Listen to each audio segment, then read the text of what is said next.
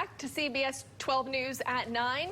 Earlier this month, our state launched a new system for missing adults. Florida has amber, blue, and silver alerts. The newest one now is a purple alert. So what is a purple alert and who is it intended for? The CEO of the Unicorn Children's Foundation, Sharon Alexander, is here to tell us more. Yeah, Sharon, thank you so much for joining us this morning. Can you tell us a little bit more about what exactly a purple alert is?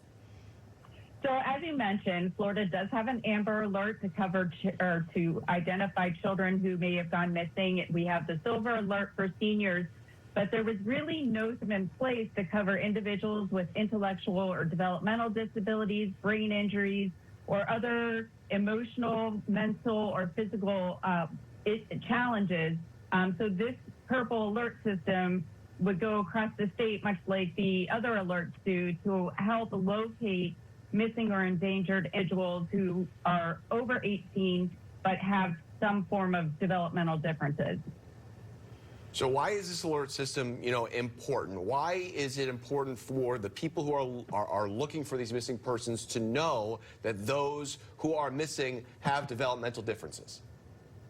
So when individuals, whether it's first responders or it's community members, when they come into contact with these individuals, they may be coming into contact with somebody with limited verbal abilities, somebody who may not be able to comply with instructions, who may be unresponsive to demands or instructions. And it's really important to make sure that they're aware of the different challenges these individuals may have expressed and understand that these are not credible acts of threatening behavior. So it really is more of a desensitization and education for our first responders in our community to have at least sound, coordinated system to respond to situations when these individuals go missing. What is some of the advice you would give? Because for people of all ages with developmental disabilities like autism, for example, wandering is quite common. So what advice would you give to, help locate a missing person who does have a developmental difference?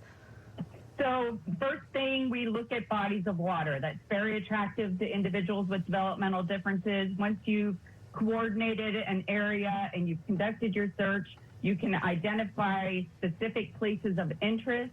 But also make sure that we have different tools in our kit, such as having communication cards or sensory tools to really desensitize and mitigate the risk of a very heightened anxiety response from the individual who's missing. And I know having this change has got to be so important for parents and the loved ones of people with developmental disabilities. I know so many of them must be living with, the worries of what happens, if their loved one wanders off. And at least now there's this new system to help give, some of those family members a little bit more hope that their lost loved one will be found safely. Yeah, I think this is really a life-saving change in the state of Florida, and I'd like to see it go nationwide. All right, Sharon, thank you so much for joining us this morning. We appreciate your time. Thanks so much for having me. Well, from behind